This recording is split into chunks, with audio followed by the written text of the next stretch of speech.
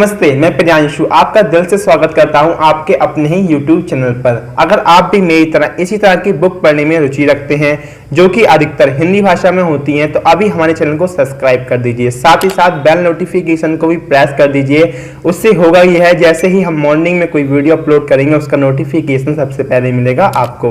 तो आज का हमारा वीडियो होने वाला है दिल्ली दरबार के ऊपर। अगर आप दिल्ली दरबार पढ़ने जा रहे होंगे और आपने उसका टाइटल देखा होगा तो आपके मन में एक बात बहुत ज्यादा उत्पन्न हो रही होगी। वह यह है कि यह दिल्ली दरबार है और इसमें दिल्ली की जुड़ी हुई कुछ बातें दी गई होंगी। तो आप गलत हैं। इसके अंदर दिल्ली की कोई भी विडंबना को इस बुक में नहीं प्रदर्शित किया है, क्योंकि अगर किया गया होता तो रीडर जब इसे पढ़ते तो बहुत ज्यादा बोरियत महसूस करते। दोस्तों, इसमें दिल्ली की कोई भी छवि नहीं दिखाई गई है, बस तकनीकी को दिखाया गया है जो कि जो नई तकनीक होती है। तो इसी बारे में ये टॉपिक होने वाला है। मैं एक्सप्लेन करूंगा इस बुक की स्टोरी को, तो बने रहिए हमारी वीडियो के अंत तक। चलिए वीडियो शुरू करते हैं। बुक की स्टोरी जानने से पहले आप 2-3 बातें सत्य व्यास जी के बारे में भी जान लीजिए। दोस्तों, सत्य व्यास जी एक ऐसे लेखक बन के मार्केट में उभरे हैं जिनके द्वारा लिखी हुई किताबों को रीडर बहुत ज्यादा पसंद करते हैं। उसकी सिर्फ 2 ही वजह है। नंबर 1 कि उनकी जो स्टोरी होती है, अगर आप उन स्टोरी को पढ़ेंगे तो उन स्टोरी को पढ़ते समय आप बिल्कुल भी बोरियत महसूस नहीं करेंगे और अंत तक आपको उस बुक को पढ़ने के लिए आपकी रुचि बनी रहेगी। साथ ही साथ जो उनकी बुकें होती हैं वह सब हिंदी लैंग्वेज में होती हैं और बहुत ही आसान भाषा में होती हैं। दोस्तों, सत्य व्यास जी ने एक बुक और लिखी है, बनारस टॉकीज। वैसे तो उन्होंने बहुत सारी बुकें लिखी हैं, पर मैंने उनकी एक बुक और पढ़ी है, बनारस टॉकीज। वह भी मुझे बहुत ज़्यादा अच्छी लगी और वह बुक भी अभी तक बेस्ट सेलर बुक बनी हुई है और दिल्ली दरबार भी बेस्ट सेलर बुक बनी हुई है। तो आप समझ सकते हैं कि आप एक ऐसे ऑथर की बुक पढ़ने जा रहे हैं जो ऑलरेडी ही इतने ज़्यादा सक्सेसफुल हैं। और दोस्तों, सक्सेसफुल वही इंसान बनता है जिसकी कलम में दम होता है। Book story. दोस्तों, इस बुक में आपको सबसे ज्यादा 5 प्रमुख कैरेक्टर से परिचित करवाया जाएगा। नंबर 1 राहुल से, नंबर 2 मोहित से। राहुल मोहित का मित्र है। नंबर 3 है हमारी परिधि और नंबर 4 है बटुक शर्मा। बटुक शर्मा परिधि की बेटी है। और सबसे लास्ट में आती है, यानी कि 5वें नंबर पे आती है हमारी मल्लिका राय जादे। और इन सब की बाट लगाने वाला है छोटू। तो यह जो 6 कैरेक्टर हैं इन्हीं के ऊपर ही यह पूरी बुक बेस है। अब बात करते हैं कि इन सभी कैरेक्टर की क्या भूमिका होने वाली है इस बुक के अंदर। राहुल और मोहित दोनों ग्रामीण क्षेत्र से बिलोंग करते हैं और राहुल और मोहित दोनों ग्रामीण क्षेत्र में रहते हैं। दोनों ही बचपन के लंगोटिया यार हैं और साथ ही साथ इन्होंने इंटरमीडिएट की परीक्षा भी दोनों ने साथ ही में उत्तीर्ण की है और दोनों का ही सपना है डिफेंस में ऑफिसर बनने का। इसलिए यह MBA की ग्रेजुएशन करते हैं और साथ ही साथ यह CDS की तैयारी करने के लिए दिल्ली को रवाना होते हैं। जिस तरह से हर एक बच्चे के ग्रेजुएशन में जाने के बाद पर लग जाते हैं, ठीक उसी प्रकार से राहुल और मोहित के भी पर लग जाते हैं।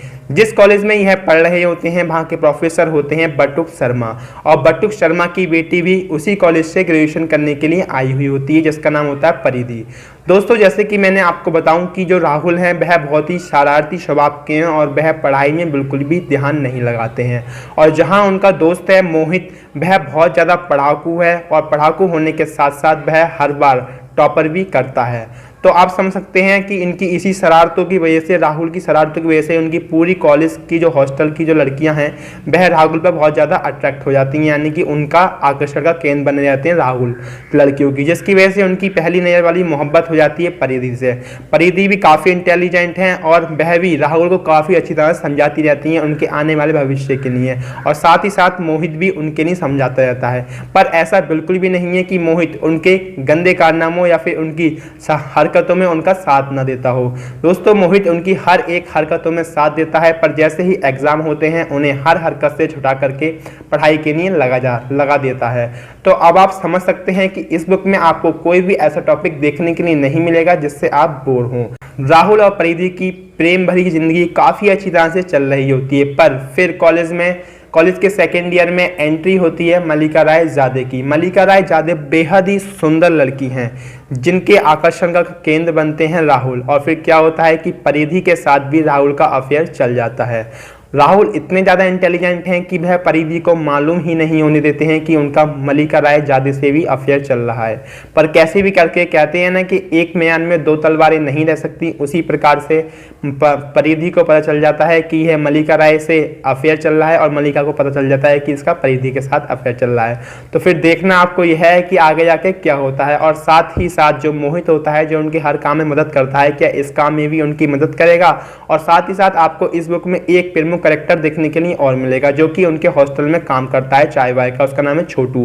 दोस्तों उसकी हरकतें जब आप उस बुक को पढ़ेंगे तो आपको ऐसा लगेगा जैसे कि वह बहुत सिंपल सादा ही बच्चा है, पर वह बहुत ही ज़्यादा चतुर है। और वह सारे कैरेक्टर जो मैंने आपको बताया, मोहित और राहुल, इन सबको हो एक लुड़की दे देता है, यानी कि उन सबके साथ एक चाल खेल जाता है।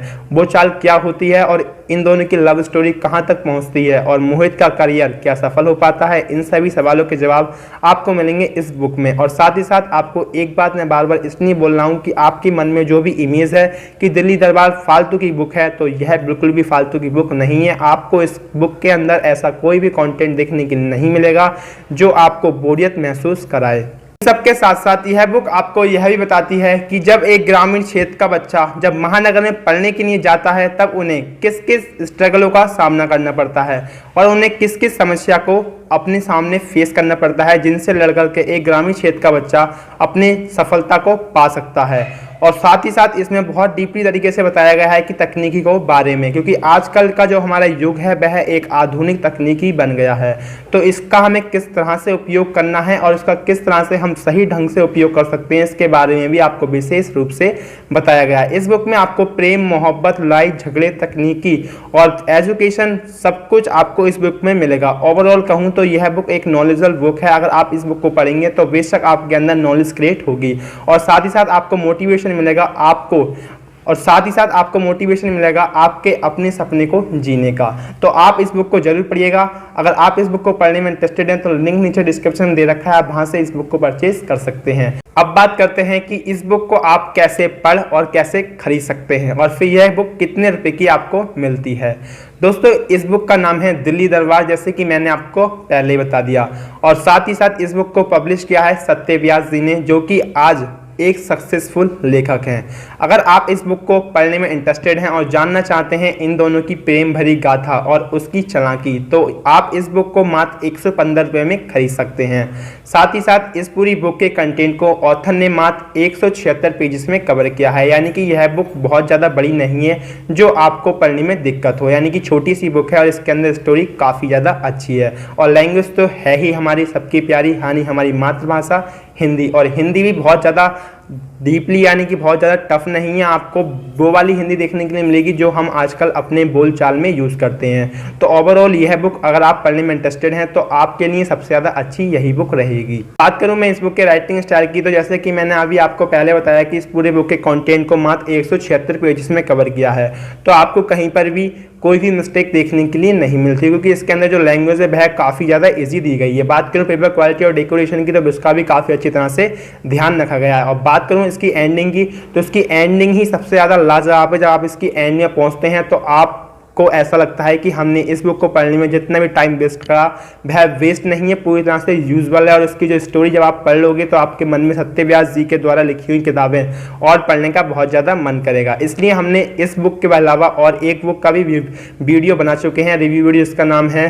सत्य व्यास जी की जो किताब है बनारस टॉकीज। उसके अंदर भी आपको काफ़ी अच्छी स्टोरी देखने के लिए मिलती है। अगर आप उस बुक को भी पढ़ने में इंटरेस्टेड हैं तो ऊपर आई बटन में उसका लिंक दे रखा है, आप वहाँ से इस वीडियो को भी देख सकते हैं। तो दोस्तों कैसा लगा आपको हमारा आज का बुक रिव्यू वीडियो। अगर आप भी मेरी तरह इसी तरह की बुक पढ़ने में रुचि रखते हैं जो कि अधिकतर हिंदी भाषा में होती हैं, तो अभी हमारे चैनल को सब्सक्राइब करके बेल नोटिफिकेशन को भी प्रेस कर लें। उससे होगा यह है जैसे ही मैं मॉर्निंग में 5 बजे कोई वीडियो अपलोड करूंगा उसका नोटिफिकेशन सबसे पहले मिलेगा आपको। हम लेते हैं विदा, फिर मिलेंगे किसी नेक्स्ट वीडियो में। तब तक के लिए जय हिंद, वंदे मातरम, इंकलाब जिंदाबाद। अपना और अपनी फैमिली का ध्यान रखें। बाय।